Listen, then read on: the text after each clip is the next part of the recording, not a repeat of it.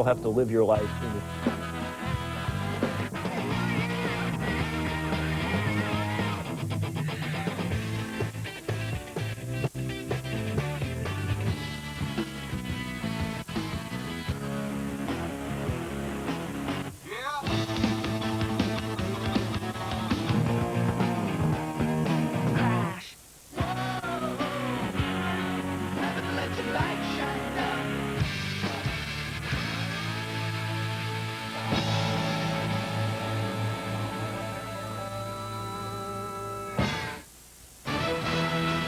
Site of the U.S. Open Tennis Championships.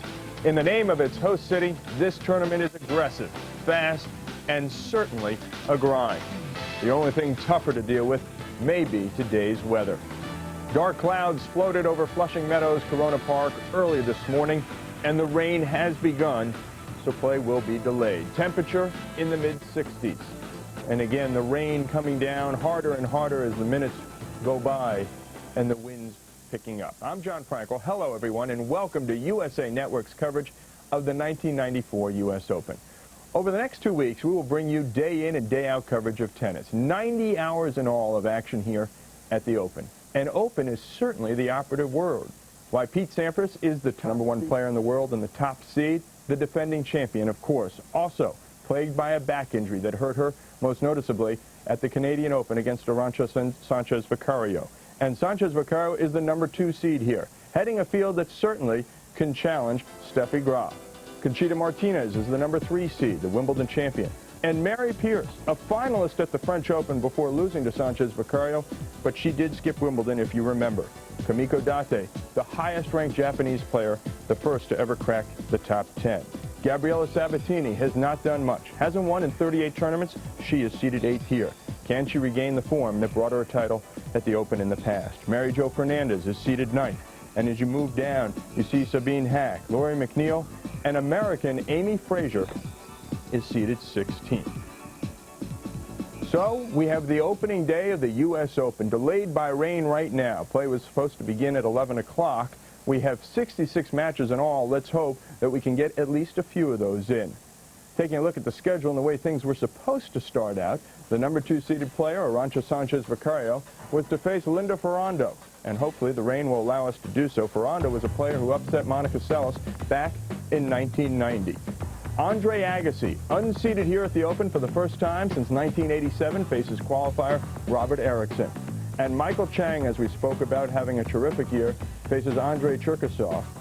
Michael Chang is a player who many pick to have a chance here. Grandstand matches today. The #2 seed on the men's side, Goran Ivanisevic, in that strong serve, taking on Marcus Zutke. That'll be followed by Mary Pierce, the 4th seed, against Andrea Temesvari. She's a qualifier who was a top 20 player in the mid-80s. And then unseeded Ivan Lendl. He continues to plod along. He'll face Australia's Neil Borwick. It is still raining right now, but we'd like to go out to the stadium court as you take a view and go up top to Bill McAtee and Tracy Austin. All right, John, thank you very much. And when we get started, Tracy, Arantxa Sanchez Vicario, the #2 seed against Linda Ferrando. And Arantxa has really become the little engine that could in women's tennis. She rarely loses a match that she's supposed to win. That's right, Bill. Arantxa is very, very consistent, has 5 tournament titles this year, and has actually beaten Steffi Graf 2 of the 5 times they played this year, and beat her in the Canadian Open just a week ago in Montreal. So she's coming into this U.S. Open with a lot of confidence. Her opponent today, the unseeded Italian Linda Ferrando. Does Ferrando have the weapons to challenge Arantxa? Not really. I don't think so today. But, you know, in 1990, she beat Monica Seles here in the 3rd round. Monica went out onto the court thinking, hey, this girl's from Italy. She's going to be a clay quarter, but she's not. She actually is a very aggressive player, likes to hit that slice backhand and come into the net, so she's an aggressive player. As we've mentioned, we're in a rain delay right now here at the start of the U.S. Open. How does this affect the players? It's actually very tough because Arantxa was out here this morning on Stadium Court hitting at 9 a.m. and then she went in and it didn't start to rain until about a quarter to 11, so I'm sure she was ready and Linda was ready. But, you know, you just have to relax and make sure that you're nice and stretched out and ready to go as soon as it stops raining and the courts dry up. What were some of the things that you used to do to fill the time during a rain delay? Well, you have to eat a little bit, make sure that you keep those carbs up and stretch a little bit, relax a little bit, maybe read a couple of magazines. Just try to stay quiet. You know, some players like to be quiet. Other players like to go out into the players' lounge and talk to everybody. That keeps them relaxed. All right, so John, the rain continues to fall, so we're going to send it back down to you now in our studio. Okay, Bill and Tracy, thanks very much. And the rain is supposed to improve, at least the weather conditions and all. We should point out that this is the first rainy day on day one at the Open since 1988. So the tournament has been blessed with good weather in recent years. Again, the first time since '88. Right now, you can see what the conditions look like. We will be back in just a moment here at Flushing Meadows at Corona Park for continuing coverage of the U.S. Open.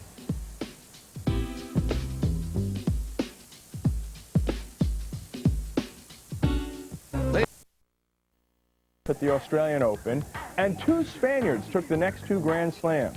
The first time that's happened in a while that two different players from the same country. And it's the first time since 1990 that three different women have won a Grand Slam, as Conchita Martinez was the winner at Wimbledon. Here are the various winners for you on the women's tour, a total of 41 tournaments, 23 different winners, and on hard court there have been 19 tournaments with 13 different winners. Right now, we are in a rain delay, and that is a collection of the ball boys and ball girls as they sit perched atop the stadium court. Right now, somebody has to do the dirty duty. Let's go out to Michael Barkan. He stands by with Brian Early, the tournament referee. Michael? Johnny, this is not just a one-umbrella delay. It's a two-umbrella delay, as you can see here with the tournament referee Brian Early. And Brian, this is a first for you. You've been here 15 years and a first. Yeah, absolutely. We've never actually not started the tournament at 11 o'clock on the first day. What does this mean right now? What have you heard from the Weather Service? Well, they're telling us now that it'll be out. This whole system will be out of here within an hour and a half. So we should be, hopefully, with any luck, we'll be on the court by 1 o'clock, 1:30. But that doesn't mean if it doesn't stop now, we won't be having them out here in 15 minutes. How long will it take once the rain stops? You say 1 o'clock, 1:30. How long once the rain stops? Well, we've got a great crew out here in the stadium. And from the time the rain stops to the time we actually start play can be as short as 15 minutes. Something new this year on the court, which will help in the event that there is some sprinkle while play is going on. Tell us a little bit about that. Well, we've actually we've changed the material we use to paint the lines. The material is now much the same as the court itself.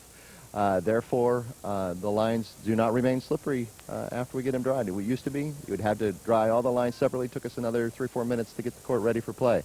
But you know, in deference to the safety of the players, we've changed that material, and as soon as the rest of the court is dry, the lines are too. All right, let's hope we won't have to test it much longer. Johnny, we'll send it back to you in the studio, inviting you to come out here anytime you like. Well, thank you very much, Mike, and I share the same privilege for you to come in here and stay dry. Right now, we're going to take a little bit of break. When we come back, we'll go back to a year ago. Steffi Graf and Gabriela Sabatini. Yeah, it's a rough day. Rough day to be waiting in the locker room. Arantxa Sanchez Vicario was on early. She was supposed to be the #1 match on the stadium court. You like her chances? Actually, I do. I think Arantxa's playing with a lot of confidence here because she beat Steffi just about 8 days ago in Montreal, and she was down 4 match points. And so she knows that even if she's down a set and some and match point, she can come back and win. She did it earlier in the year in Hamburg. She was down 2 match points. These two players have some history. Right now, we want to take a look at the women's draw, starting at the top with #1, Steffi Graf. You've spoken about her, and of course, she has that bad back coming in. Yeah, she plays against a young American from California, Ann Mall, and Sandra Kasich is also an American. She has, and if you see the name there, Bradke, that's Nicole Provis's married name. She got a wild card, and I said, who is this Bradke? I didn't know who that was. Kim Poe, also a Californian. That should be fairly easy for Steffi Graf. Okay, Zina Garrison-Jackson there, the #10 seed in the tournament. She has a tough first round. Christine Radford from Australia is a serve and volleyer. She had a great Eastbourne tournament this year. She loves the grass courts, and that's a tough first round. That's a tough match to go out there and try to get your rhythm at the U.S. Open in the first round. Julie Stephen, you see a couple of spaces up, is a wild card, and a young American there. And Christine Radford playing in just her second U.S. Open when she takes on Zina Garrison-Jackson. The 11th seed, Amanda Kutzer, we see there, as well as some other names. Amanda Kutzer, yeah, she's a very good player, a baseliner, loves to run around that baseline, hits lots of looping top spins. Maniokova, Kalesi, that's a tough first round as well. Marianne Wardell from California. Marianne de Schwart, big hitter, heavy hitter from South Africa. And Yayuk Basuki, actually, she's a very aggressive player, likes to come into the net. She's from Indonesia. I think that Kutzer should get through that draw fairly easily. Okay, Lindsay Davenport, seeded 6th here. Yeah, Lindsay's been having trouble with the calf. She pulled a muscle in San Diego a few weeks back, but she said she took about 8 or 9 days off and then played an exhibition event last week, and she said it's not bothering her anymore. But if she gets through that second round, I think Pam Shriver will be her opponent, and that'll be a tough match, an interesting match to watch for television. Julia Allard, she's a very tough player, did very well at the French Open this year from France. And Tammy Whitlinger got to the semis of San Diego against Graf, a young American. But I think that Lindsay will come through that part really easily. She loves these hard courts. This is her favorite surface. She grew up on hard courts in California. Absolutely, I was going to mention that. Looking ahead to Mary Pierce, a player who skipped Wimbledon but reached the finals of the French Open, where she lost to Arantxa Sanchez Vicario. And she lost to Graf here last year in the round of 16, 1-0, her worst Grand Slam loss ever. Yeah, I remember that match. And I think that really gave her the impetus to take some time off and really think about things. And Nick Bollettieri became her coach. And since then, she's really been on the rise and has been playing very well. She plays her doubles partner, Andrea Temesvari, a qualifier, first round. And then if she should win, I think that Debbie Graham would be her next opponent. Debbie Graham, a Californian, has been out most of the year with an injury, with a calf injury. But I think that Mary Pierce will get through that pretty easily. Judith Wiesner at the bottom there just won a tournament yesterday over Larisa Neiland, so she'll be coming in with some confidence here.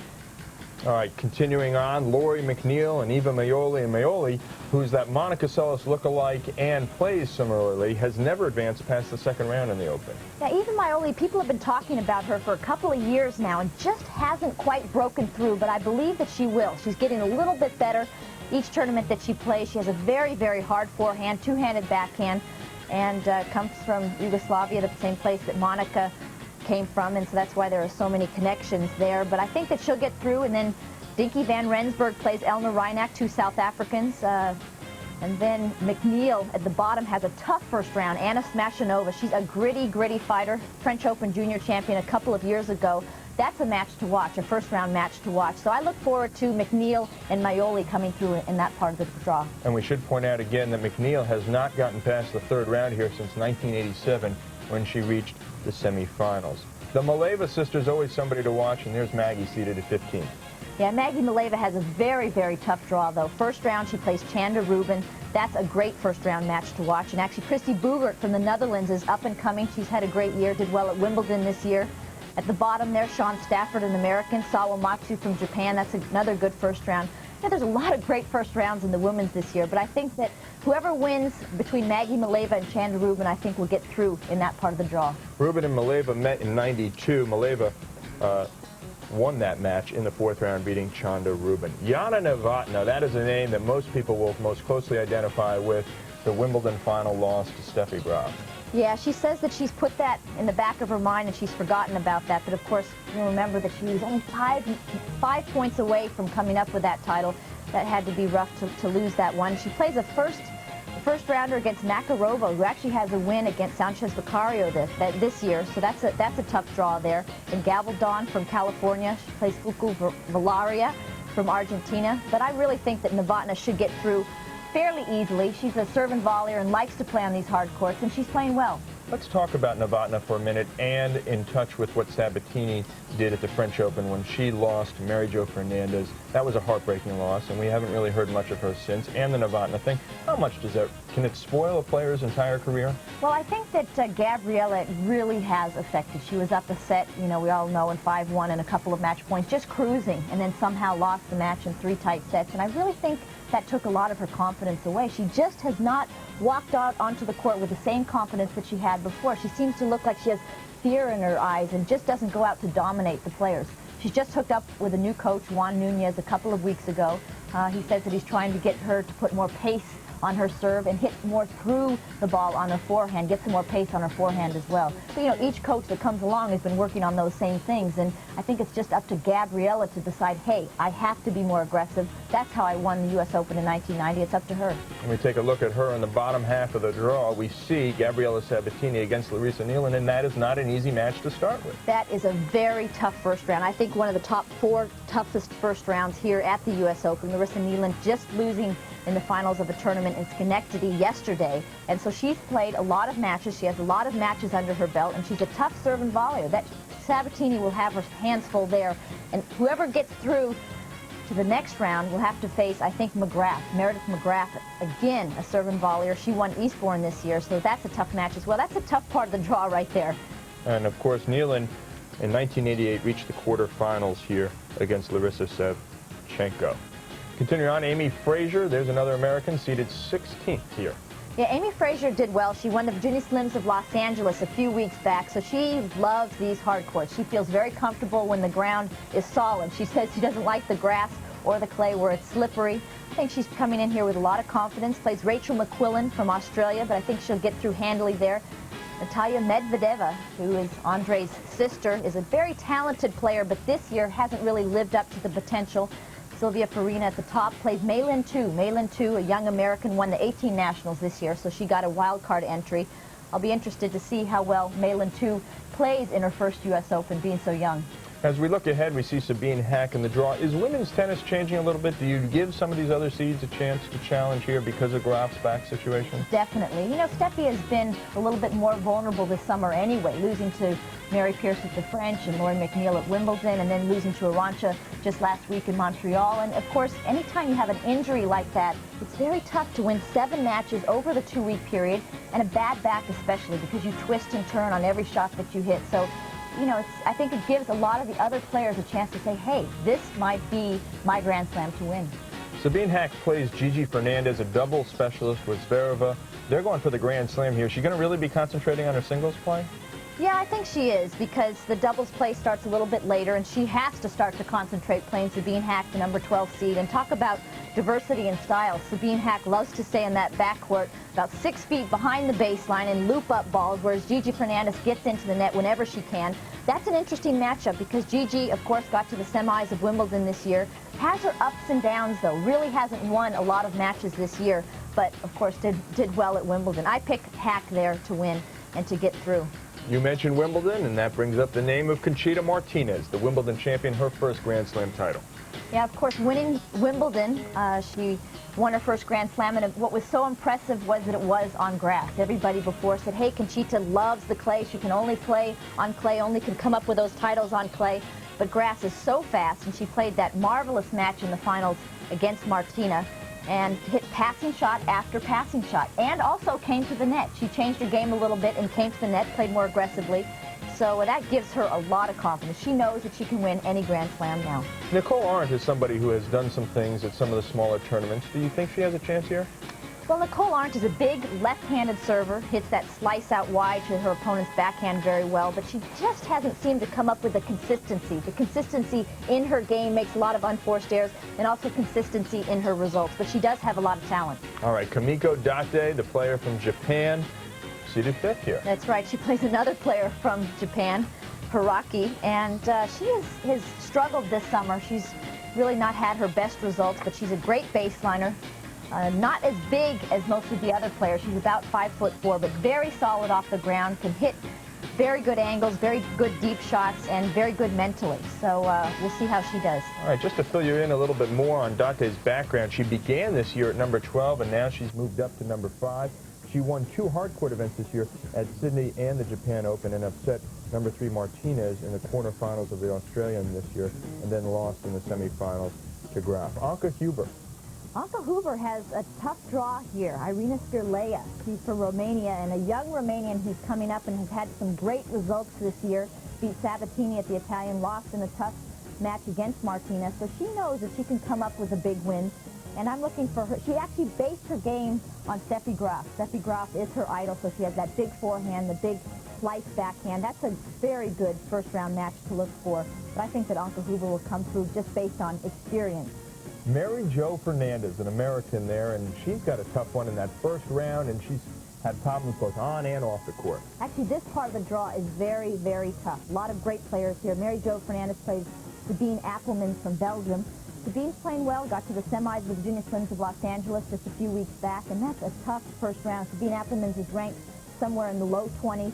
And then, if Mary Jo should get through, she'll play Patty Fendick from Sacramento, who's a serve and volleyer, and that's a very tough second round. And also those 4 players on the bottom, Those players are all very tough.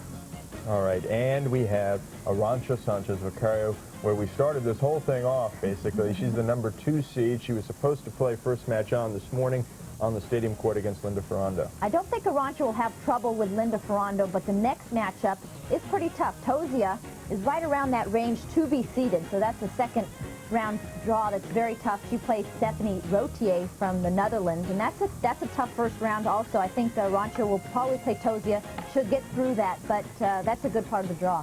All right, Arantxa has made the semis or better in 3 of the last 4 years here, and now we expect that everybody at home is as fluent in the women's draw as Tracy Austin is now. Rain continues here at Flushing Meadows Corona Park, but when we come back, a look back from a year ago. Steffi Graf and Gabriela Sabatini.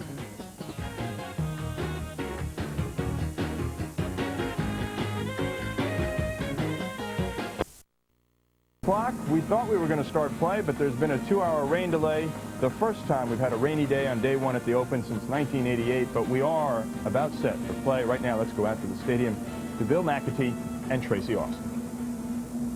All right, John Frankel. All right, John Frankel, thank you very much. Linda Ferrando, the unseeded Italian, against the number 2 seed, Arantxa Sanchez Vicario. As John mentioned, a 2-hour rain delay. And Tracy, you had a chance to visit with Arantxa in the Players' Lounge. What did she do to fill the time? She looked very relaxed. She was in the seated Players' Lounge in the locker room, which is a separate room from the rest of the locker room, and she was just reading the magazine, a fashion magazine, and she even asked me, hey, do you think the courts are going to dry pretty soon? I didn't want to give her a time frame, but she seemed very relaxed and just read her magazine. I think she had a little bit.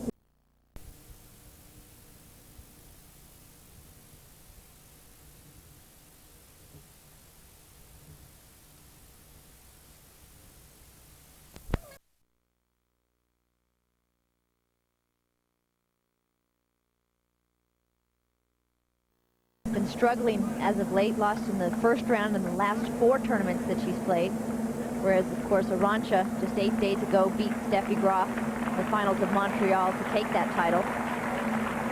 7th U.S. Open appearance, and if you were with us 2 hours ago when we came on the air, we mentioned the huge upset in the 3rd round in 1990 for Monica Seles. 15 love. And we are underway. Play has begun at the 1994 U.S. Open. It's good to have you with us here on USA. These two have played 3 times. Arantxa Sanchez Vicario has won every meeting, but this is their first meeting on hard court. They had met twice the Italian Open.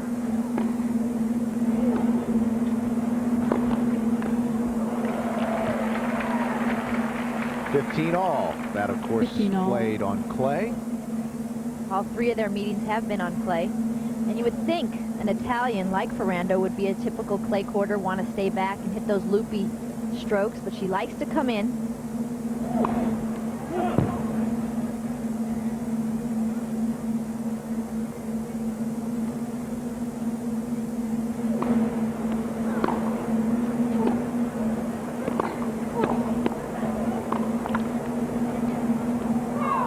Just long. 30-15. So 30-15, and you may be able to hear a humming sound in the background. Those are the blowers on the adjacent grandstand court.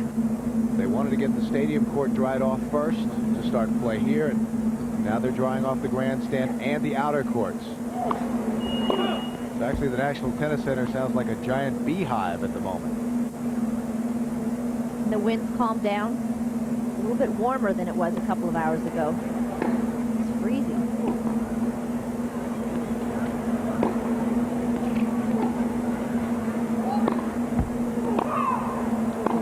That was long, and so it's 40-15. Arantxa really pulled up on that forehand. Just long. Still finding the range.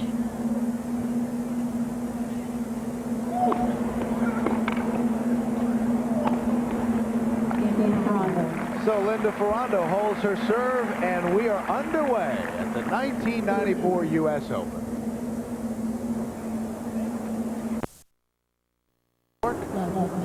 Stadium court. Arantxa Sanchez Vicario very much in control now.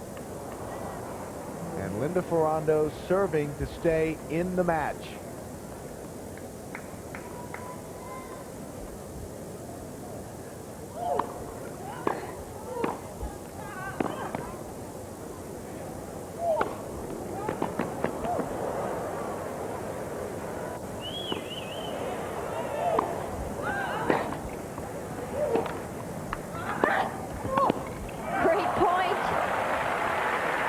One of the best points of the match for Linda Ferrando, and Arantxa can just throw a racket at the ball. I loved it when Arantxa gave it some air to get back into this point, but Ferrando hit a nice forehand volley with a lot of pace. The only thing Arantxa can do is throw a racket at it. 15 love. But you can really tell that Arantxa's picked up her game a lot in the second set. The first set came out making too many unforced errors. People could say, hey, 8 days ago she beat Steffi Graf. She should be riding high, but it's always hard. And that new tournament, that first round, you want to get that first round under your belt, get used to the surroundings, the new location.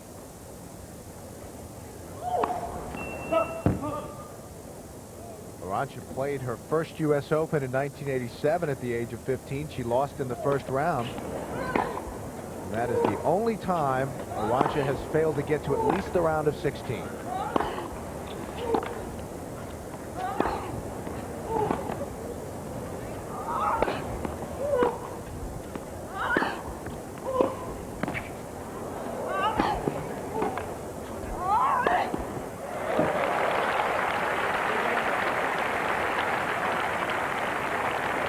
Arantxa chugs back to the baseline, and Ferrando can just put her hands on her hips and perhaps think of the opportunities missed in this match. 15:30 now. Arantxa Sanchez Vicario 2 points away from an opening round win.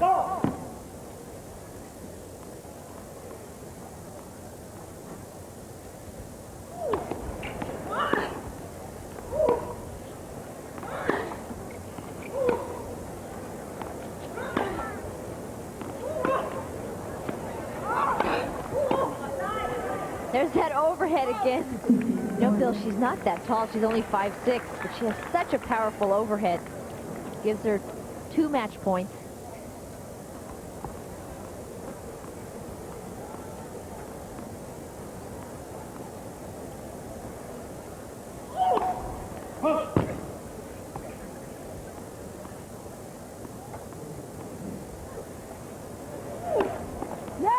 Second serve.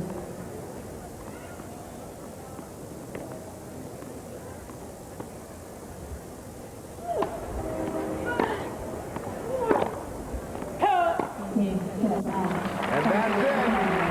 An hour and 15 minutes. Longer than many expected, but Arantxa Sanchez in straight sets is through Tracy to the second round. And Linda Ferrando has to look at that first set as lost opportunity, had a set point, but she did play a good match against the #2 player in the world. 7-5, 6-1.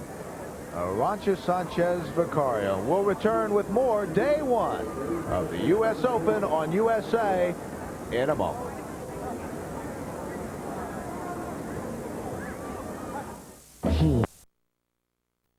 Interesting match here against the #12 seed, Sabine Hack.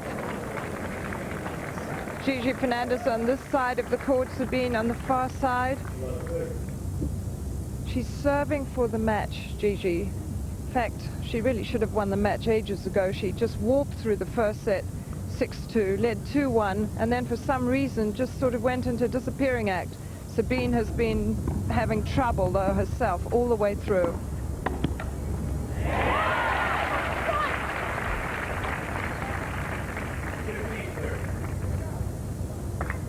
Just getting a little bit tense right now, these two. Sabine Hack comes from Germany. She's 25 years old. She has had a very good year. She started off at number 24, so she's gradually crept up.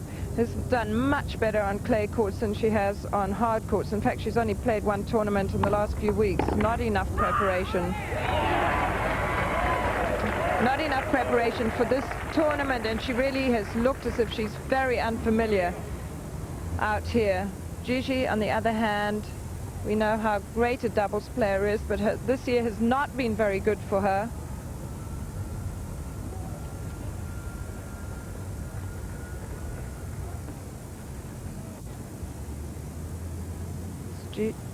Gigi Fernandez. Oh, that was a close call, but the point goes on.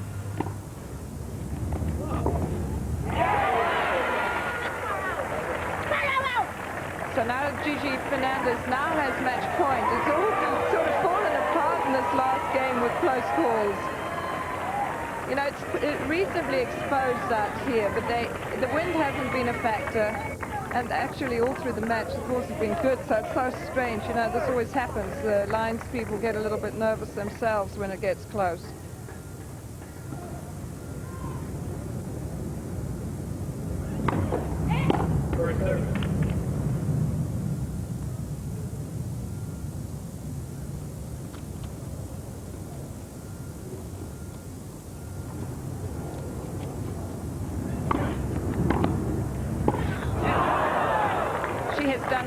Well throughout the match, especially on her forehand volley. That was a much better return. She had to face the ball kept low.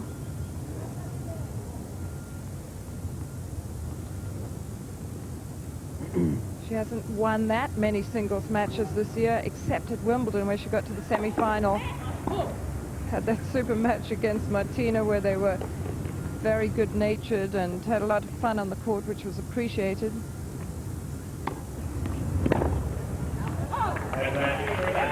So that's been pretty much the story of this match. It's been Sabine Hack's forehand that she has mishit constantly. Very disillusioned she has been today. Not only playing Gigi Fernandez, who's been playing very comfortably and well, but a crowd who's been very pro-Gigi.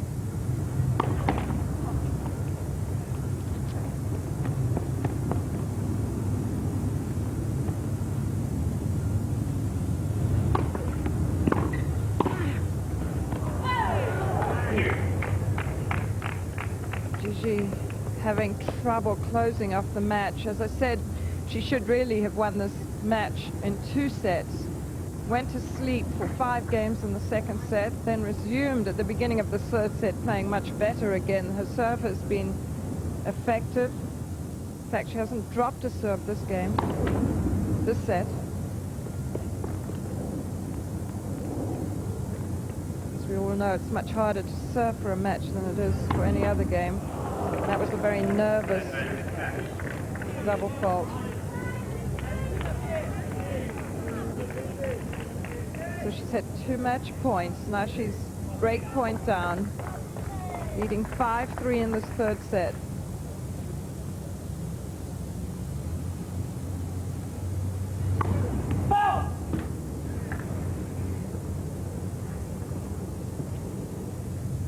Gigi Fernandez, probably the best doubles player in the world.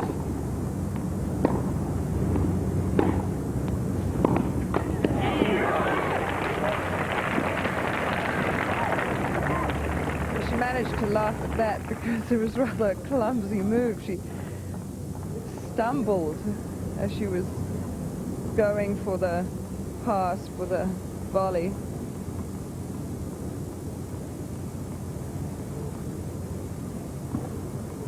Very nice playing conditions out here.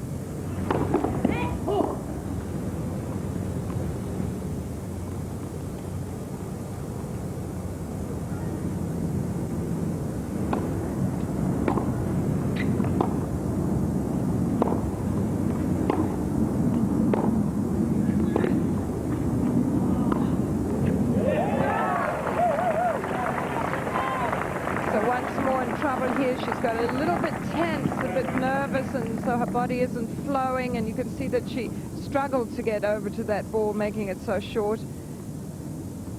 No way she was going to get to that shot.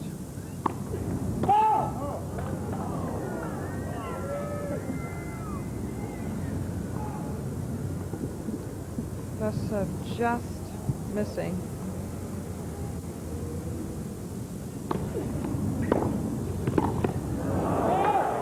that nervous backhand volley. She drops her serve, so now it's 5-4. Gigi Fernandez leading in this third set, but having dropped her service, the break that she had. So let's go back to the stadium and check in up there again. As Hack nets it, and Gigi Fernandez wins it at 7-3 in that third set tiebreaker. Fernandez, a quarterfinalist in '91 and 3 times a U.S. Open double winner here. Earlier on the stadium, Arantxa Sanchez Vicario was down a set point in the first against Linda Ferrando, but the number 2 seed able to climb back into it. After trailing 3-love, she won the first set 7-5, the second 6-1. Emanuela Zardo has now advanced to the second round 5 years in a row in the Open, but she's never gotten any further than that. She was a straight set winner today. Audra Keller, a straight set winner today. 6-1, 6-3, she will advance. Elena Likoseva, a straight set winner, 6-2, 6-4. She's playing in just her second U.S. Open. She was a qualifier a year ago. And Leila Meshki, you might remember that name. A year ago, she bounced Jennifer Capriati in the first round. Against Ai Sugiyama, she wins 6-1, 6-4. We'll be back in just a moment.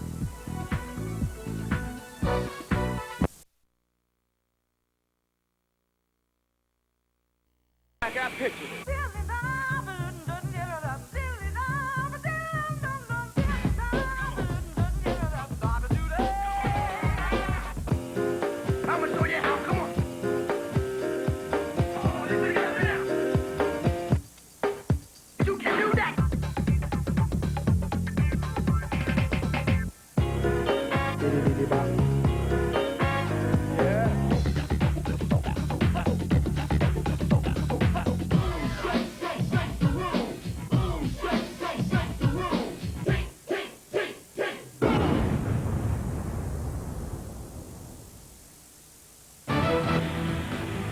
You name that tune, there's a different one for each player. But whose song will we sing at the end of 2 weeks here at the United States Open? Welcome to the first night session of day 1 of the 1994 U.S. Open.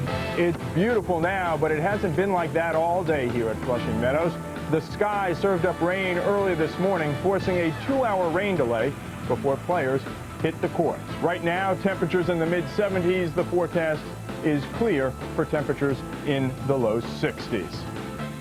Tonight, our key matchup features Boris Becker, the number 7, also the number 1 seed and certainly the number 1 ranked player in the world and the defending champ. But she too has had problems with injuries, specifically a bad back. Taking a look at the top half of the draw where Steffi Graf sits as the number 1 player, this is how it projects. Down the line, she could face Zina Garrison-Jackson, Amanda Kutzer, and Davenport. But as we turn our attentions to the bottom half of the draw, that is where news struck today. Sabine Hack, the number 12 seed, lost to Gigi Fernandez in 3 sets, a tiebreaker in that third set.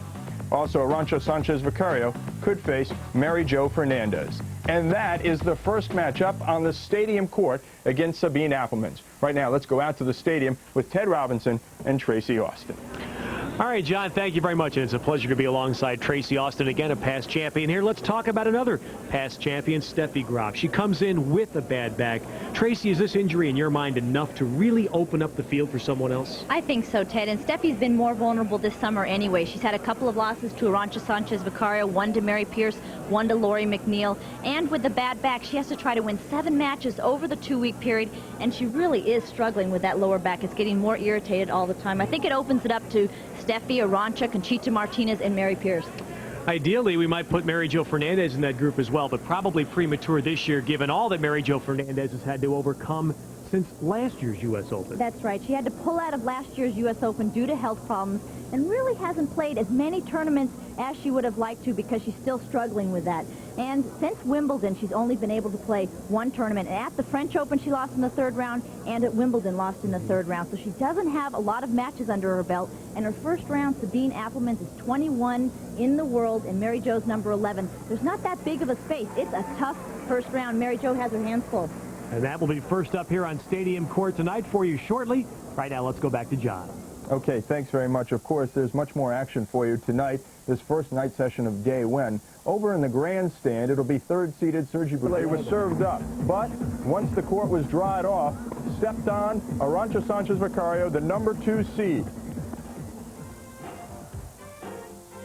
Right now, let's take a look at the mid-by rain for nearly 2 hours. The number 2 seed, Arantxa Sanchez Vicario on the women's side versus Linda Ferrando.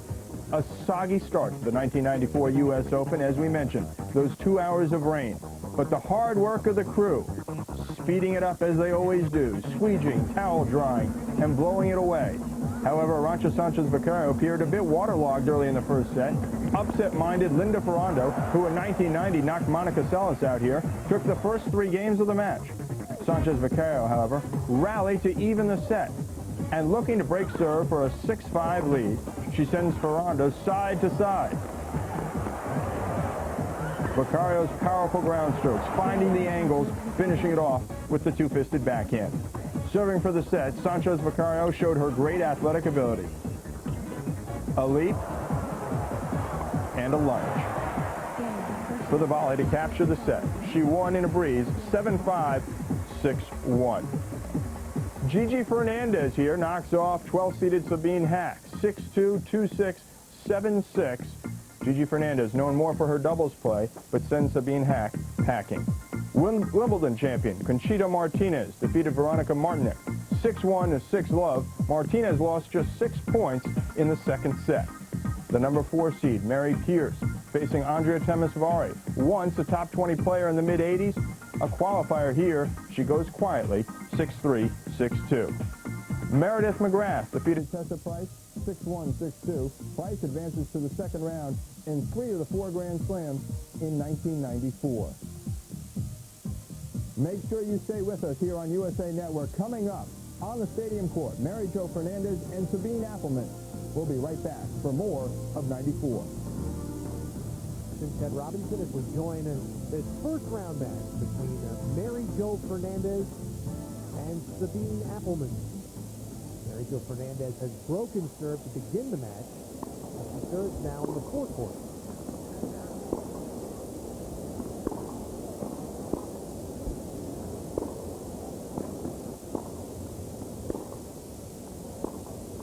Sabine Appelmans lost her first service game on unforced errors, but said she was really going for the shot. She was trying to move Mary Jo around. Mary Jo very consistent from the baseline, hitting the ball very deep tonight.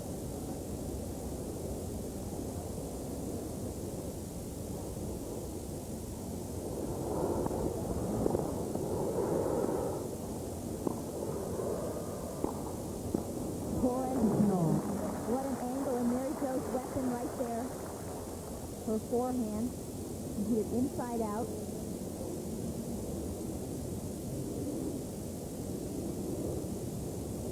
Shots like that will help her confidence? Definitely. And hitting out like that, not guiding the ball.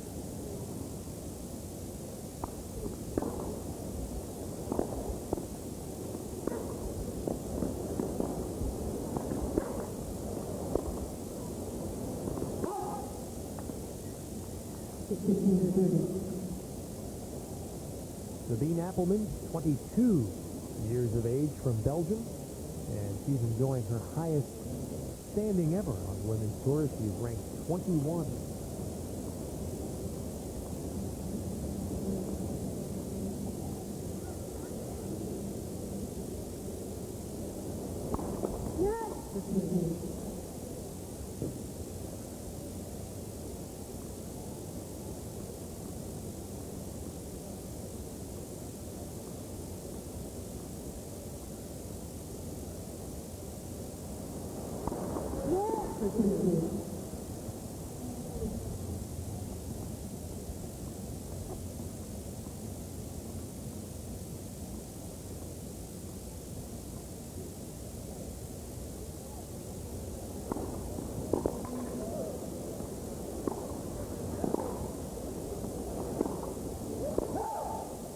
Sabine Appelmans got to the semifinals of the Guinness Slims of Los Angeles, where she beat Jana Novotná in the quarters. That's the biggest win of the year.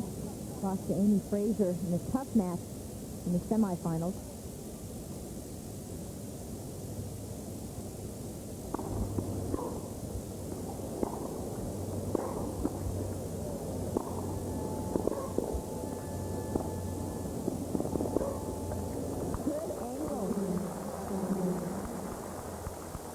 This match off to a start that we frequently see in women's matches where holding serves a little more difficult. That's right.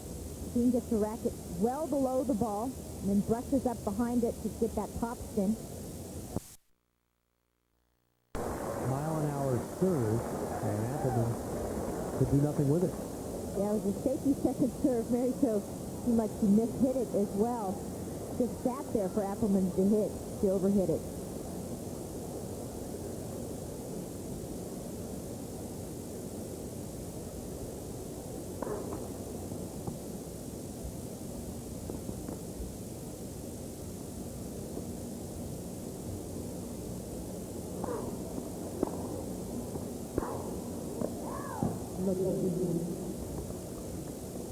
This is the lowest seed for Mary Jo Fernandez since 1989 here at the Open. She's the 9th seed, the 11th ranked player in the world.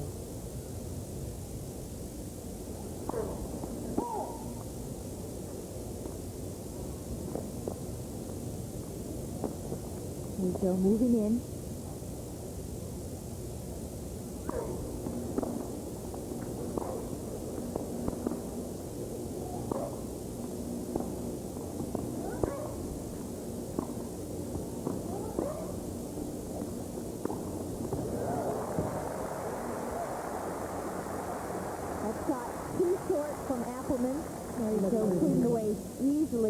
Appelmans with too many unforced errors in this match. 33 compared to 20 from Mary Jo.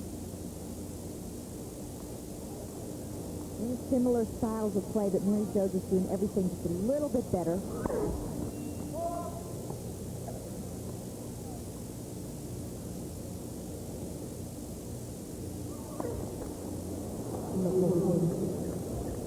The fifth double fault gives Mary Jo Fernandez 3 match points. Had a great turnaround for Mary Jo Fernandez, down 4-1, and a break point down in the first set. Completely turn it around.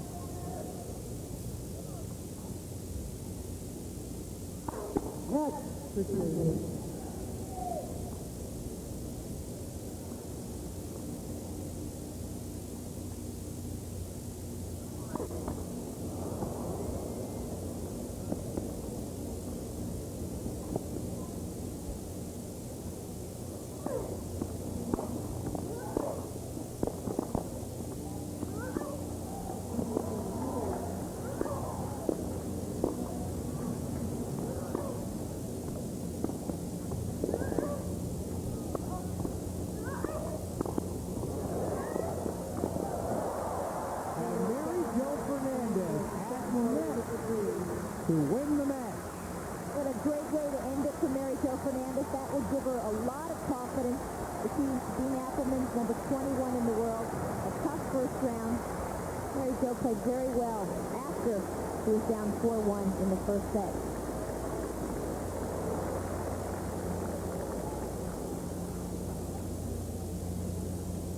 Scrappy get from Sabine Appelmans, but finally Mary Jo able to put that forehand volley away. A tremendous turnaround and win for Mary Jo Fernandez, who will next meet another American, the winner of a first-round match between Patty Spendick and Katrina Adams. Still to come on Stadium Court tonight, Boris Becker, 1989 U.S. Open champ, and his first-round battle with Richie Renneberg. With USA's coverage of the U.S. Open. Technically speaking, began last night. Boris Becker caught the midnight train out of here, courtesy of Richie Renneberg.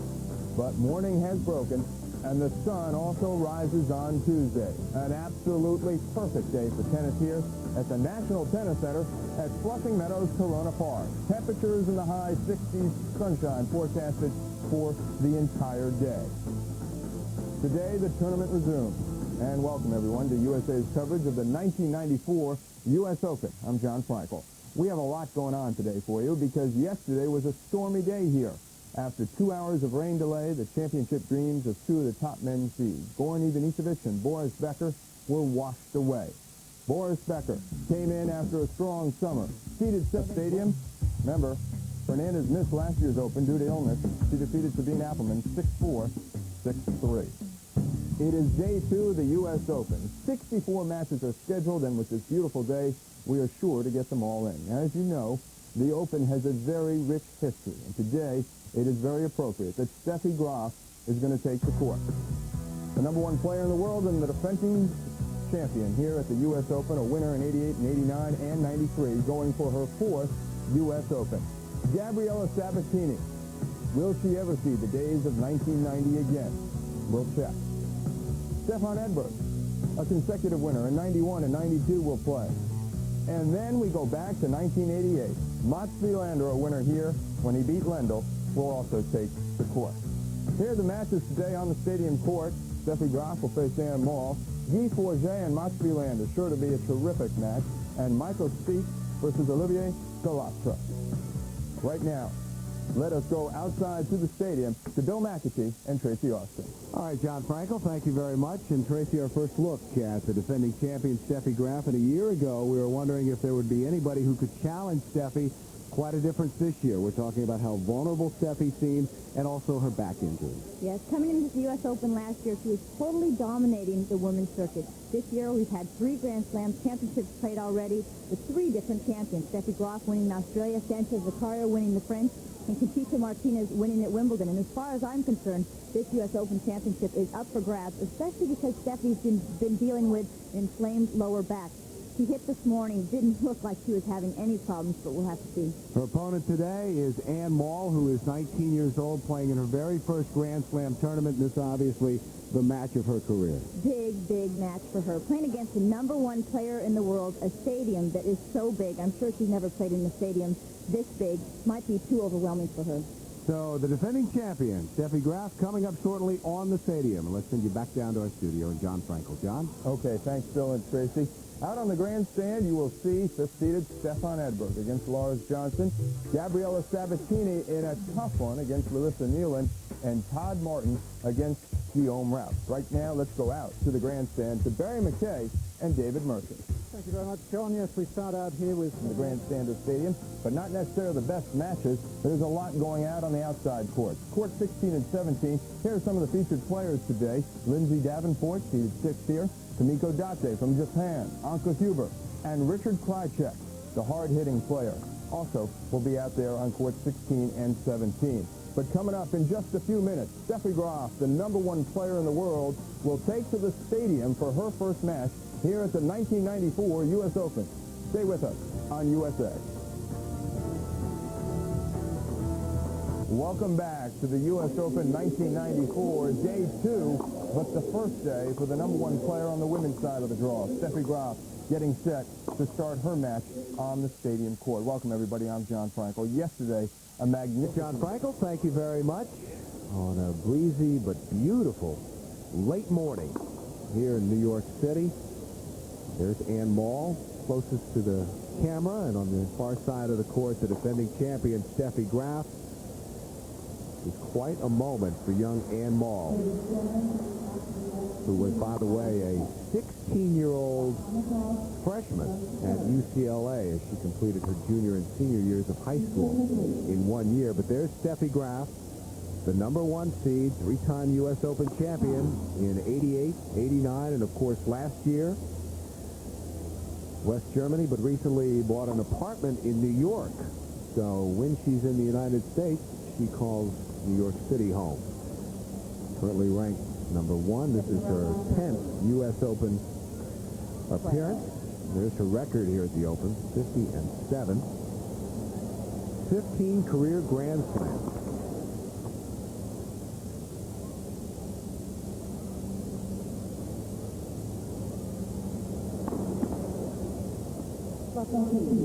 And a quick double fault. Steffi will waste little time. Getting ready to serve again. There's Ann Mall, 19 years old, currently ranked 139 in the world. We mentioned, Tracy, that this is her first Grand Slam. She she actually hasn't played that much on the regular circuit. Well, she's been playing for a couple of years, but really been struggling. She's qualified for 2 main circuit tournaments this year.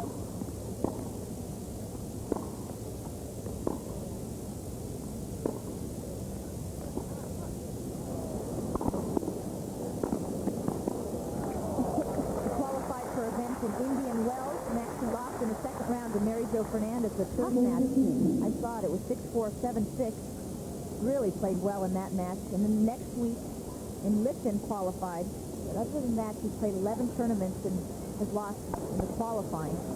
Here she got one of the 8 wild cards that the USGA gives out.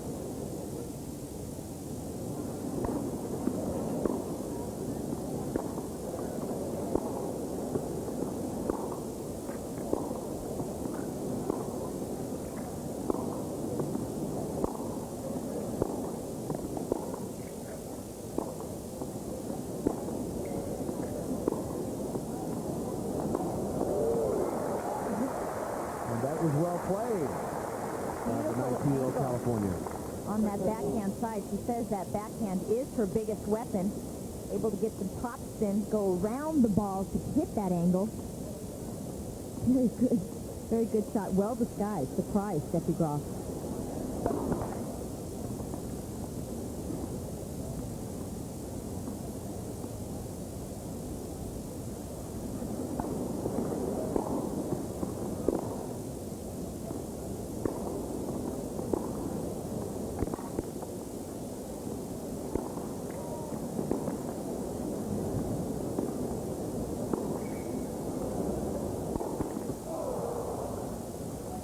Opportunity at the net.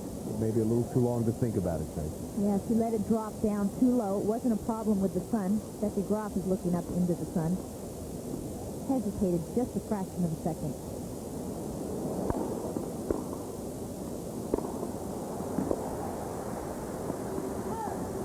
Plenty of action to tell you about around the National Tennis Center.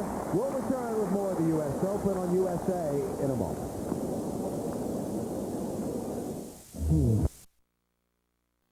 Sign of back stress, I don't think, at the moment for Steffi Graf. No, a lot's been talked about Steffi Graf's back in the last couple of weeks. They've said it's a disc problem, a sacroiliac joint. Actually, it's her lower back strain of her right side. She's working with the WTA Health Services staff.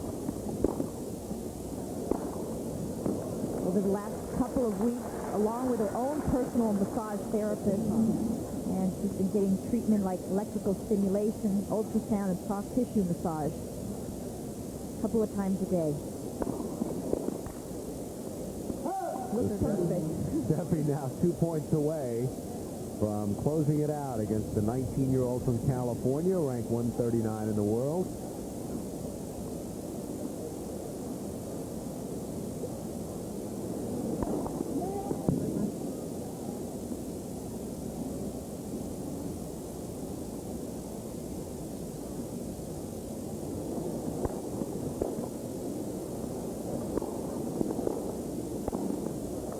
That last serve, 104 miles an hour on the IBM speed gun. You've got to give Ann-Mal credit. She's played pretty well. She's played her game. She hasn't been affected by the surroundings. Plays at a similar pace to Steffi, but Steffi Graf is just too good.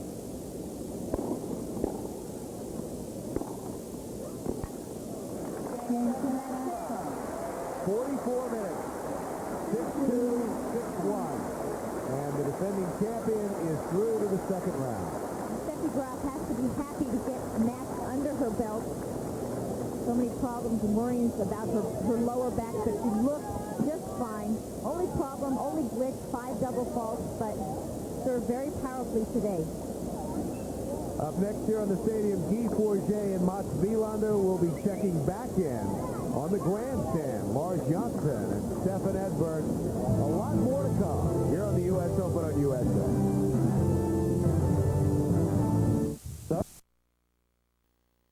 Savchenko-Neiland at the top of your picture has been all Sabatini so far, Tracy, over here. Neiland in trouble again on her own serve, down double break point.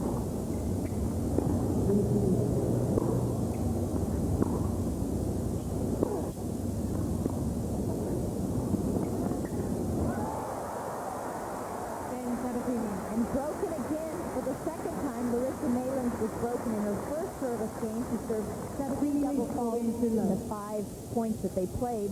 She's a very streaky player, Barry. She's gotten off to a very slow start, made a lot of unforced errors. And that's how she plays. And then she'll come up the next game and ring off 4 winners in a row. She's just got to hang with a player like Larisa-Neiland. Sabatini serving now, 4-love up, first set. You see that shadow we've talked about creeping across this grandstand court. Tracy, how tough is it out there when that shadow starts moving? It's very tough. It's very tough when half of the court is covered. The other half, the ball goes into the shadow. It's tougher to track.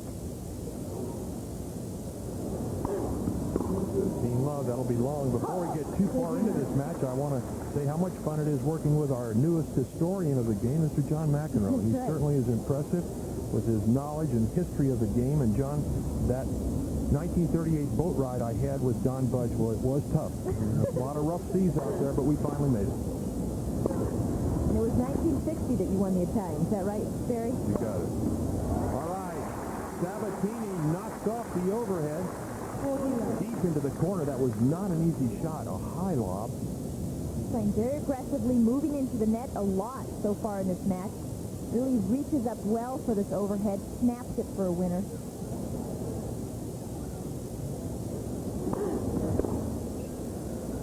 It will go long, and so Gabriela Sabatini on a roll here in the grandstand. 5 love. Stay with us.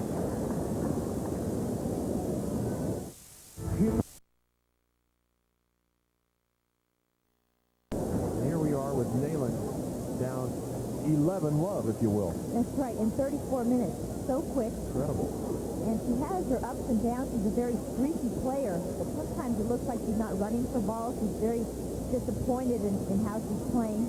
Sabatini's played very well. She's played very consistent, done everything that she's needed to do. Looks like she has a little bit more pace on her serve than she has in the past. She's been going for her serve. As we look at Gabriela Sabatini, certainly a real history. Let's have a look at our match and what's happened out here. It has been all Sabatini, although she hasn't done well on the serve. But Tracy, there's the story. Only 2 winners for Neiland. Exactly, and she really goes for her shots, Barry. So that department really would be a lot higher most of the time. And look at those unforced errors, 24 unforced errors. Tracy, let's talk again about Sabatini. I know you know her game as well as anybody. We saw her hit through a couple of forehands just a game or 2 ago. Don't you think that's what she needs to do? Hit through the ball a little more? She can do it. Exactly. Let's finish after this point.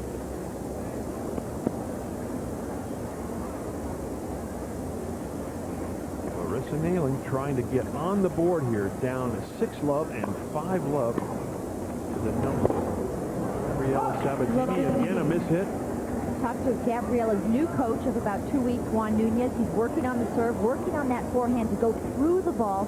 But you know, Carlos Kiermaier, her coach, up until 2 weeks ago, he worked on that as well. Dennis Ralston last year, he worked with her until after the 93 U.S. Open. So it's really up for Gabriela to do. She knows what she needs to do. She just has to implement it. Just inside the sideline. Neiland lets it go. A couple of Ukrainians up in the crowd just yelled, trying to pull their player out of a bad slump out here on the grandstand. Now Sabatini 2 points away from the match. Juan Nunez has worked with a lot of players in the past. Brenda Schultz, Natalia Zvereva, Chris Evert. At the end of her playing days, he has a lot of experience. I think he can really help her. No call. Oh, well, listen now. Gabby's going to show Donna Ring where that ball hit.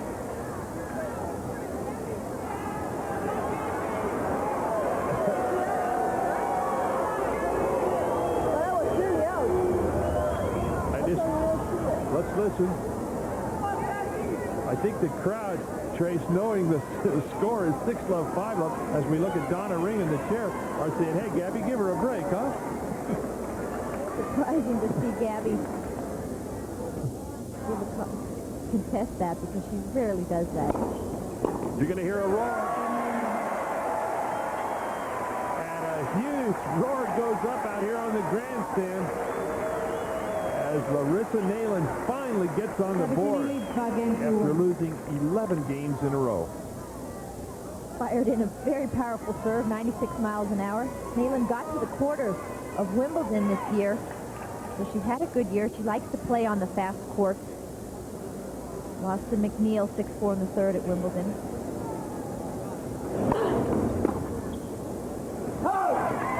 Trace, you played a lot of matches where all of a sudden you were on a roll, maybe, you know, 6 love and 3 or 4 love. Is it tough to keep your concentration when you're that far ahead?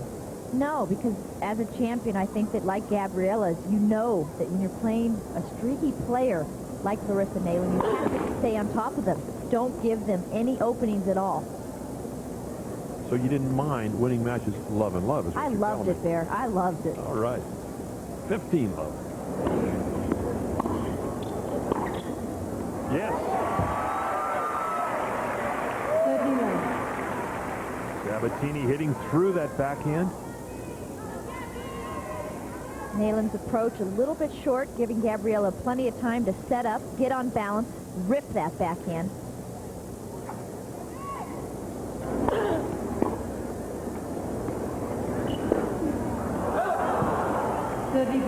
Awfully big swing on a ball that was really dying. So now Larisa has a chance to break 15-30. 30-15, beg your pardon. Sabatini 2 points away.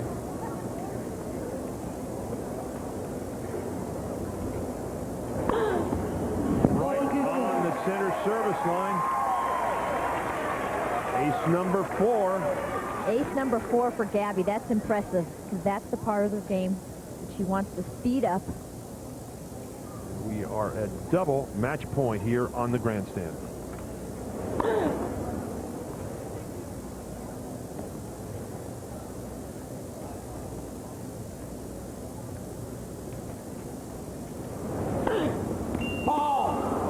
Double fault. Her first double fault.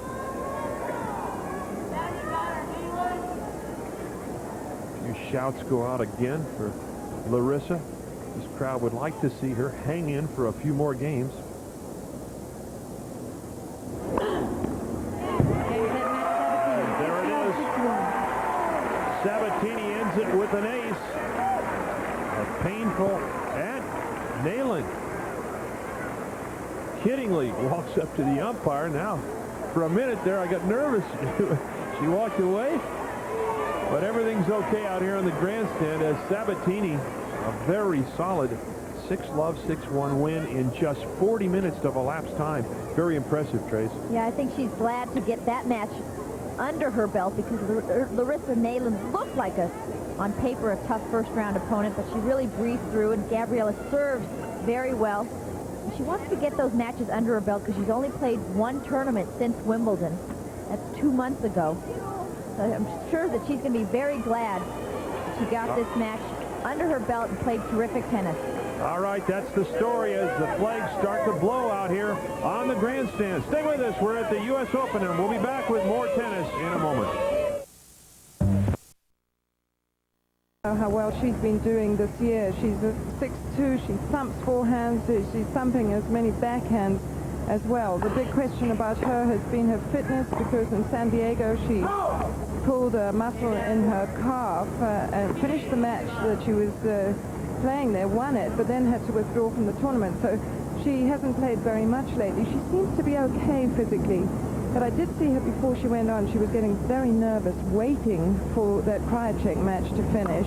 And she's playing against Marzia Grossi from Ferrando in Italy. She's only ranked 204. She was as good as 79, but she's really not been too much competition for Lindsay. In fact, she's been serving so slowly that Lindsay hasn't really had a chance to get up and power the ball. So it looks as if it's sort of easy rolling here for Lindsay, a reasonably comfortable first round match.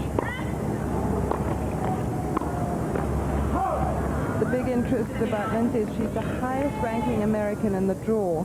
She actually has quite a tough draw, because it looks like in her third round it would be Julie Allard, and she lost to her in France, then went on to beat her in the first round of Wimbledon, but she is also Steffi Graf's quarter, so you know, it's quite important for her to establish her form very early. She's won 2 tournaments this year, and she has just looked as if she's been getting better and better all the time. She's a great girl. She won the first set 6-1. She's 2-love up.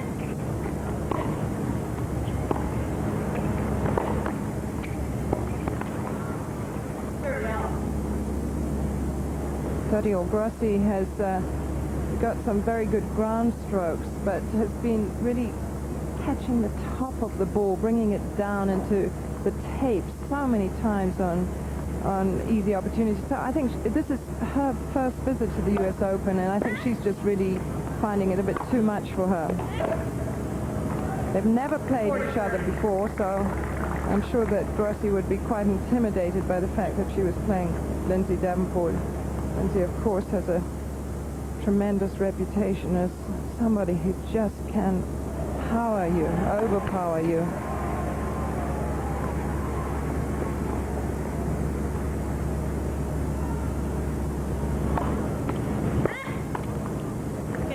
And that's been very much the story. A lot of Grossi shots going into the top of the net, and it's Lindsay Davenport who's just cruising along here. So right now, let's go right back to the grandstand, and Barry McKay and Ted Robinson are there. 1994, and there you see live Aaron Krickstein and Jim Courier. Steffi Graf, the #1 player and defending champion here, took to the courts for the very first time. She was facing Ann Mall on Stadium Court first up this morning. Steffi Graf flew through her first round. The match with Ann Mall lasted just 44 minutes. Graf's strong forehand has been her signature her entire career. Nothing was different today. She won the first set 6-2. On match point, again, the forehand was the payoff. Graf moves through to the second round, 6-2, 6-1. Six-seeded Lindsay Davenport was also in action this afternoon against Marzia Grossi out on court 16. Taking a look at some of the highlights from that match, we pick it up in the third game of the first set. Lindsay Davenport en route to breaking Marzia Grossi's serve. Davenport converted all 6 of her breakpoint opportunities. And on match point, Davenport finishes off Grossi in just 46 minutes to advance to the second round, losing just 2 games, 6-1, 6-1.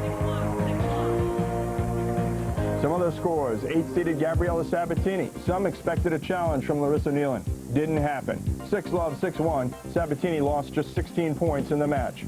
Kamiko Date, a winner in straight sets, 6-love, 6-2. Yana Navana pushed somewhat, but she wins in straight sets, 7-5, 7-5. And Anna Smashyanova, she won in straight sets, 6-2, 6-4, ousting 13-seeded Lori McNeil. But as we've told you, the big match tonight is Jim Courier and Aaron Krickstein. Right now, let's side, and she is in trouble in this first set against Maggie Maleeva. Maggie's serving for the first set at 5-3. To be honest, Maggie has just played the tidier match. She's made more winners, less losers.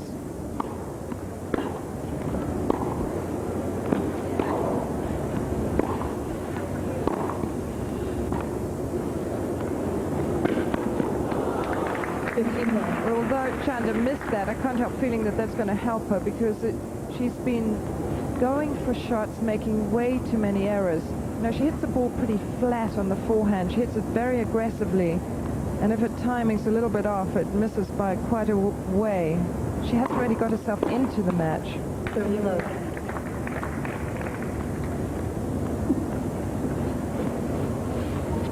Just going to watch a little bit of this match, and then we'll be going back to Krickstein and Courier in a very short while. These two are so close. Maggie is just 19, a year older than Chanda. They have very much the same sort of record this year.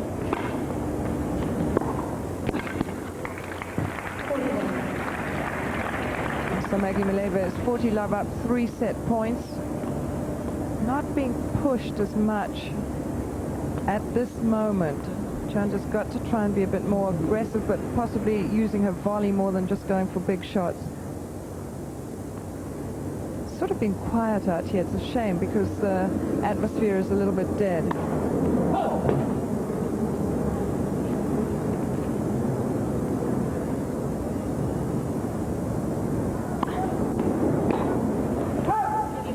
And that error loses the set for Chanda Rubin. And right after the break, we'll be back with the court, with the stadium court.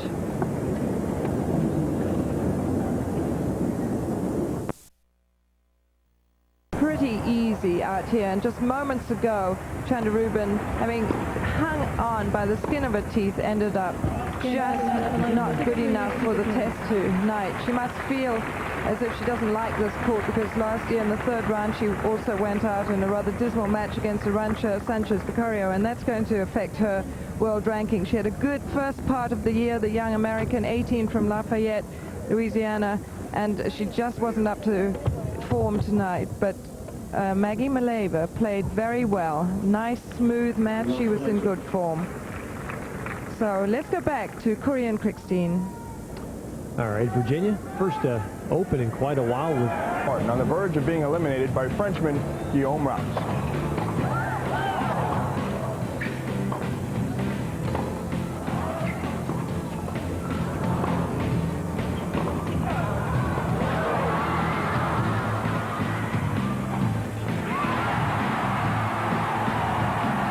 Martin would fend off 2 other match points before sliding into the second round with a 7-6 5-set victory.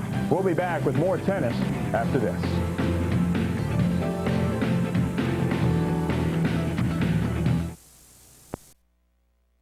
Chance to ask her why she elected the vote. That is a good question, because I've been saying no to everything, but when somebody brought up, why don't you run for president, it just struck a chord, you know. My first instinct to everything else has been to say no, and my first instinct to that was, yeah, I could do that. So once I realized that my heart said that would be a good thing to do, I started thinking about it intellectually and rationally, and realized that this is a great way for me to give something back off the court.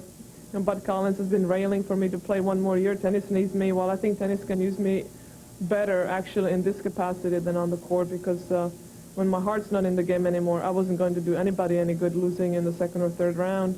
But I think I can have a positive impact on the game as president, and stay involved, stay in the game. I still have to come to Wimbledon. Now I have an excuse to come to Wimbledon and the US Open. You know, I'm quite happy to do all the work that I have to do on the phone, via fax and phone. It just struck a chord. Until it was brought up to me, I just didn't really think about that far ahead. But I just wanted my instinct, and now that I have it, I'm like, oh my God, what do I do now? You know, be careful what you ask for, you might get it. But I'm still quite excited about the prospect and feel right about my choice. And, you know, ask me half a year from now if I made the right decision. But I'm definitely going to stick it out this year, and hopefully let everybody pull in the same direction. Okay, it's an all-in-the-family affair here at the U.S. Open. Coming up, the Jensen brothers in doubles.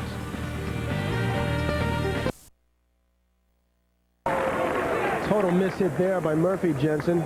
Norville should have put that ball away. Melville should have put that ball away. And they're going to have to listen to the Jensens after losing that point. In-your-face tennis. In South Carolina, Mary Pierce. Running repairs out there. Jill Grossi, one of the trainers from the WTA Tour out there, attending to Paddy's knee. She's had it re-strapped,